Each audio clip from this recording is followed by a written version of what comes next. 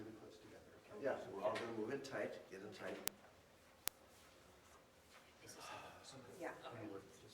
It's a good height. Be so close to me.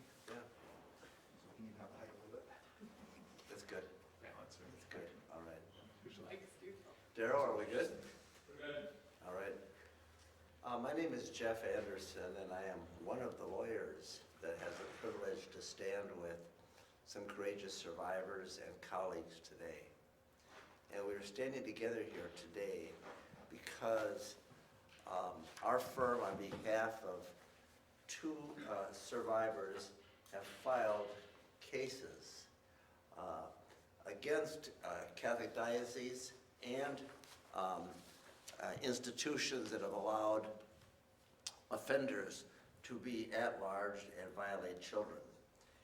And I also stand with some courageous survivors who now have a chance under a new law in California called what we call the California Child Victims Act. And it gives survivors, victims of sexual abuse, the opportunity to have a voice, the opportunity to take action, to sue and expose his or her offender, and to expose and sue any institution or organization that made the reckless choices that allowed the offender to abuse. The law goes into effect January 1st, and we're here to talk not just about the two suits filed here today pertaining to the Diocese of Orange and Mater Dei, but we're here to talk about the significance of this powerful law that has teeth, that allows light, heat, and accountability to be brought in a way it never has. And it also is designed to do what's most important, and which each survivor with whom we stand today and in the past to try to accomplish, and that is to protect kids in the future. This law, the California Child Victims Act, is a crime prevention and child safety protection law. That's what it is. So thank you to the survivors that stand with us, and I'd like to start please with you, Mike Reck. Please step forward and tell us a little bit about what it is that brings us to this moment in time. Jeff Anderson, thank you for filing this case. For the survivors who are the plaintiffs in this lawsuit, thank you for being brave. Thank you for standing for transparency and accountability and justice. Two lawsuits were filed on behalf of two survivors from the same school with multiple perpetrators. And we know that there were multiple perpetrators at this school, in this diocese. The cases that were filed yesterday involved two of those. First, Monsignor Michael Harris. Michael Harris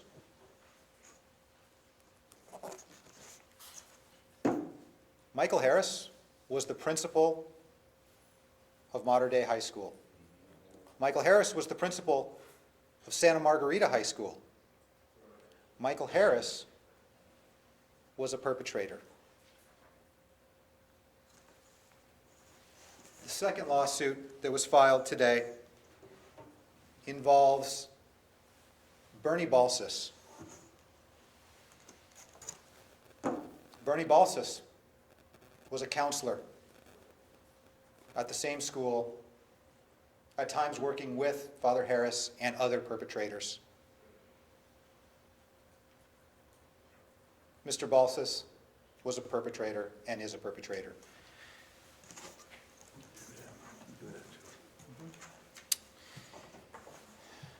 In each of these cases, the survivor was abused at about age 15, one in the mid-90s, one in the mid-80s, on the campus of this facility. Both of those survivors have now brought claims under the California Child Victims Act, which allows these cases to be brought, to tell the public that this could not have happened without the complicity and without the cover-up of diocesan officials and school officials. One of the factors that so drives this case is how much the faculty of this school pushed to cover this up. Survivors of Balsas met with school administrators. The plaintiff in this lawsuit, who will speak momentarily, met with those officials. They brought her into a room. At least 3 grown men faced her with a tape recorder on the table and recorded her statement without giving it to the police, without giving it to her parents, and without even telling her parents. That is the type of behavior that has been used time and time again by this diocese, by those officials. And now survivors have a really brave, new, bright day. They're able to bring this claim. They're able to say, through lawsuits, this happened. It was wrong, and it was not my fault.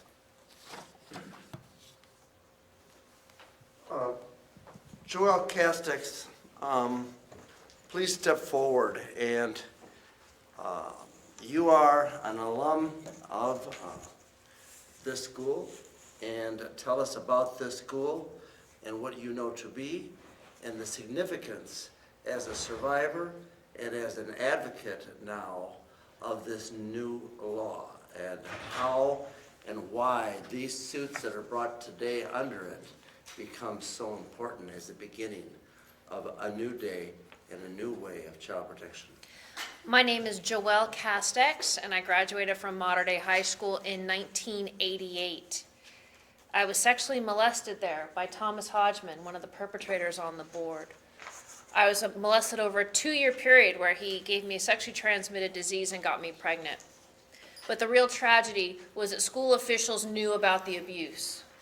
They knew about it while it was going on, and they chose to do nothing.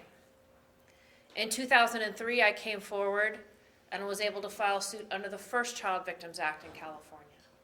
And as a part of that, I was able to get the documents in my case that showed that Thomas Hodgman abused me and other girls, that showed that Mater Dei high school administrators knew about the abuse and covered it up, and documents that showed that there might be dozens of other victims of other perpetrators at the school. Since that time, I have devoted my career to helping other survivors, especially at Mater Dei, find their voice. And I was honored to be the only survivor to testify on behalf of the California Child Victims Act and to make it law. Mater Dei High School was a cesspool of child predators. It was a cesspool of men and women who knew there were child predators and did nothing to stop it. Instead of stopping predators, they took children and put them in interview rooms. They did that in the case of Bernie Balsas. They did that in the case of C.R. Richardson, one of the other perpetrators. In my own case, they told me that I needed to stay quiet or I would be put in a mental hospital. This cover-up must stop. The time of sex abuse and cover-up at Mater Dei High School is over, and they must be held accountable to the fullest extent of the law. No one stood up for Joelle, little Joelle, in the 1980s while I was being abused. But I'm standing up for her now, and I'm standing up for every other victim at Mater Dei and in the Diocese of Orange who was cast aside because we were considered disposable. We are no longer disposable. Survivors, no matter what their age is now, can come forward and file a lawsuit and make sure that what happened to them doesn't happen to another child. Make sure that what happened at Mater Dei in the 60s and 70s and 80s and 90s and even up to now stops. So today is a momentous day. the first two new survivors coming forward who have a voice to expose serial predators like Father Michael Harris and Mr. Bernie Balsas, both of whom were there while I was a student, both of whom were preying on kids while I was a student. And 10 years later, Bernie Balsas was still preying on students. The brave survivor who you'll meet today, who now finally has a voice to protect other kids. Joelle, thank you for coming forward when you did. Thank you for supporting the survivors that you do today. There's something that's important to note about this lawsuit, these lawsuits that were filed. They involve two perpetrators. Behind us, there's two boards. And these boards show 12 publicly accused offenders at this facility. This is what's known publicly. What is still held secret by this institution, by these men who are complicit in the cover-up and the conspiracy. Thank you to the survivors who brought the lawsuits today that will now finally crack open and show us what they knew and when they knew it about these men and the others.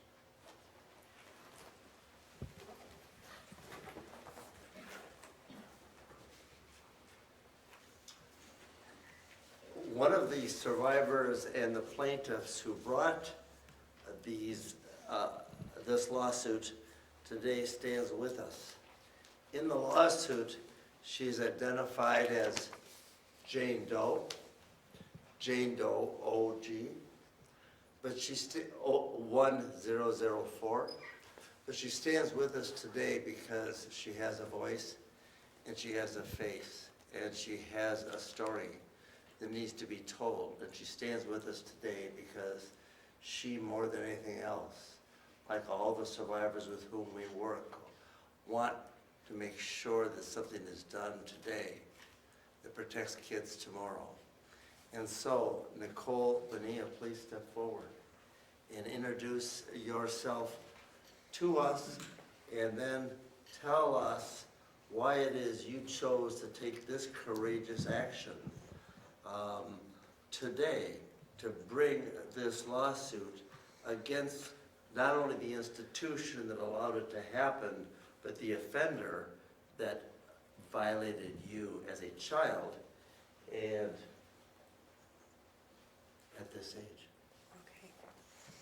Hi, my name is Nicole Bonilla, and I was at Mater Dei from 1994 to 1998. Why I'm here today is because when this happened to me, I was a child, trusting in the adults that were caring for me, and I thought that they were going to make it better and do the right thing. I was not a mother of two girls. I was not a teacher of young children. I was not a mandated reporter. I am all those things now. So as a mother, a parent, a guardian, you do not want anything like this to happen to your children. And that's my biggest why. I don't want anything to happen to my students or my own children. And also being a mandated reporter, I know what's legally responsible of me, and I know that myself and a lot of other people were not given the legal chance and the chance to share their stories and have justice be served the right way. Nicole Bonilla, you stand here today and you use your name. You also know that under this new law, the California Child Victims Act, you could have remained private and confidential and been a Jane Doe, which many survivors choose to do, which is good. But you rather chose to stand up and use your name and share this today because why? I believe that if someone like me comes forward today, maybe will empower other people boys, girls, men, women, to come forward to share with others that things are happening that shouldn't be happening, that things are covered up that should be shared, that that want to be helped. So it's okay to come forward and confide in an adult you trust or a police official. Just, it doesn't need to keep happening. And even as a Jane Doe, having the power and the ability under this law to bring this suit, you can know and you can rest a little easier today, knowing that under this law, you have and will protect other kids and make the community safer in California than before. So to you, Nicole, Bonilla, thank you on behalf of those kids whose names we may never have to know, and who will be safer because of your courage and the law that now allows survivors like you and you to do something you couldn't before. That is, have a voice, make sure there is accountability, and have a painful truth known so kids are protected. Thank you, Nicole. Bonilla. Thank you. I wanted to also add that people will say that, gee, so much time has passed, why is it important to come forward now? And I want to implore survivors to come forward for numerous reasons. Number one, the administration that covered up Nicole's abuse is still the administration at Mater Dei High School now. There has been no change. So what else is going on? Also, these perpetrators are set free, and they're allowed to roam within communities without any warning. Had I not come forward in 2003, no one would know that Thomas Hodgman was a serial molester. Had other survivors not come forward, we would never know who these predators are. So even if a predator is 80 or 90 years old, we know they don't retire, and we know they continue to groom children. So I encourage everyone to come forward, because the cover-up will not stop and predators will not stop until survivors are given the voice to say no more. Mike Finnegan, please step forward. You're one of the lawyers with our firm that has worked with the legislature, and ultimately a law was passed in 2002 in which we worked to get and help a law be passed. And now this new opening, the California Child Victims Act that goes into effect January 1st. Tell us how this happened and the significance of this. Again, my name is Mike Finnegan, and first, Nicole, thank you for being here. I appreciate it, and it's an honor to stand here with you. The process that we went through to help shape this law and put the California Child Victims Act in place started years ago. And it started with Joelle and our firm and many others getting calls from countless survivors across the state of California that could no longer take action, could no longer expose their perpetrators. And so 2 years ago, we started an effort, and Joelle was at the center of that. And we were put in touch with an amazing legislator here in California, Assemblywoman Lorena Gonzalez. And she took this issue and took it into her heart and championed it, and became a champion for children all across the state in getting this passed. And she tirelessly worked day and night, 2 different sessions to get this passed, and relentlessly did so in the face of incredible opposition from the Catholic bishops across the state. And so a huge thank you to her for this day today. And there are 3 things that the Child Victims Act, Assembly Bill 218 do that are transformational in child protection in California. The first is, this bill is the first time in the country, the first time in the world, that there is a deterrence factor in the law that provides for treble damages, that's triple damages, if there's a cover-up. That's never been done anywhere in the country. It's the first time that in the law that there is a provision that's going to deter cover up of child sex abuse. Exactly what happened here at Mater Dei, that's what this was meant to prevent. And so this law applies there and helps prevent that. Second, what this law does is it closes a loophole that was in the old law, and so that all survivors can use this law. No matter what age, right now. No matter what age they were, no matter what institution, no matter who the perpetrator was. And so if somebody was abused in the Boy Scouts, if they're abused in one of the dioceses here, in a public school, anywhere, anybody, they get this law. It applies to them and they have the opportunity to come forward now. The third thing and last thing is that the California Child Victims Act, Assembly Bill 218, allows survivors to come forward today, expose their perpetrators, expose institutions who covered this up. And for the next 3 years, doesn't matter how old the survivor is, he or she can come forward and use this law. They can do that anonymously, so their name isn't known to anybody else, and they can still do exactly what the 2 survivors did here today, including Nicole, who used her name, and one who didn't, is to expose their offenders and make kids safer. Thank you. And thank you to all the legislators, Lorena Gonzalez, and of course the governor for signing this into law effective January 1st. Jennifer Stien, one of the lawyers working with us in this area, please step forward. What do you think needs to be known more about what we're doing today and why this is so important in the efforts and the initiative of the child protection movement in California? Hi, I'm Jennifer Stien, and I'd like to start by, again, thanking Nicole for coming forward, speaking up, speaking out, and sharing her truth. Not only is she advocating for herself and the young girl who was abused at Mater Dei, but she is also instilling hope in other survivors who may still be suffering in silence. Assembly Bill 218 sheds light and gives an opportunity for individuals to come forward, and it affords them sufficient time in which to do so, something that has previously not been provided to them here in the state of California.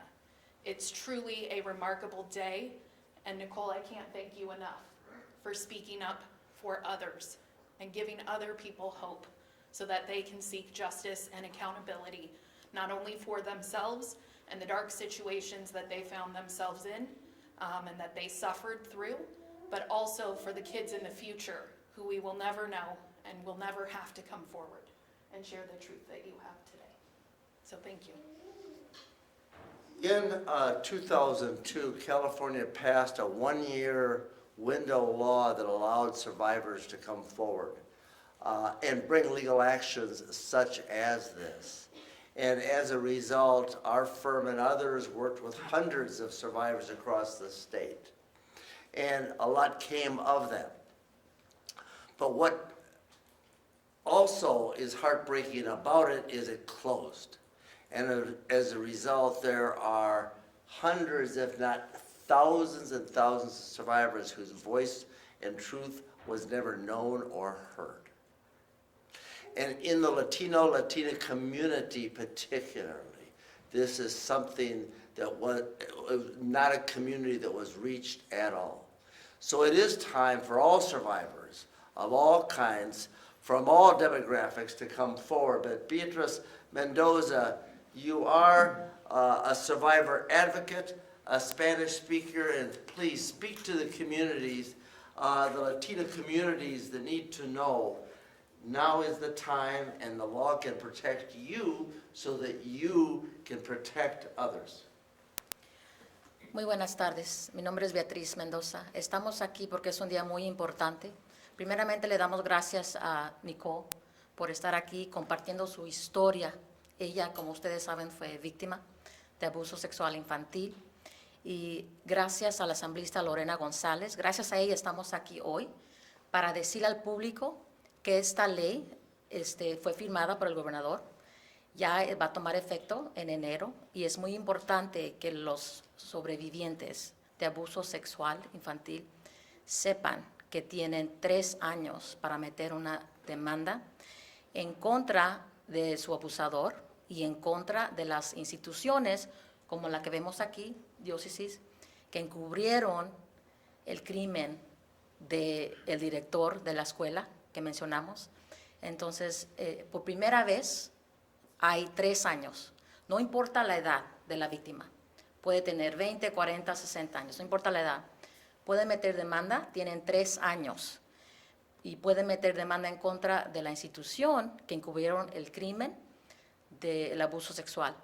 Entonces, queremos decir a los sobrevivientes que esta nueva ley les da voz a todas las víctimas que han sido abusados. Entonces, no tarden, por favor, corran la voz. Es una ley muy importante que no solamente le va a ayudar a los sobrevivientes ahorita, sino va a proteger a los niños en el futuro. Muchas gracias. And to all the offenders, both past and present, and to all those that have made the reckless choices to protect offenders, past and present, be on notice now that the survivors are coming, and it's time for their voice and their truth, and you can no longer hide, because the law will not protect you anymore. It's time for truth and child protection. And we stand in gratitude with these survivors and all those that have gone before, knowing that there is now a chance for hope. There is a chance for a voice to be heard, the truth to be revealed, the light to be shined, and change is upon us. And there's no more hiding behind the law or the cover and the protection given you in times past. That was then. This is now. It's time. Thank you all.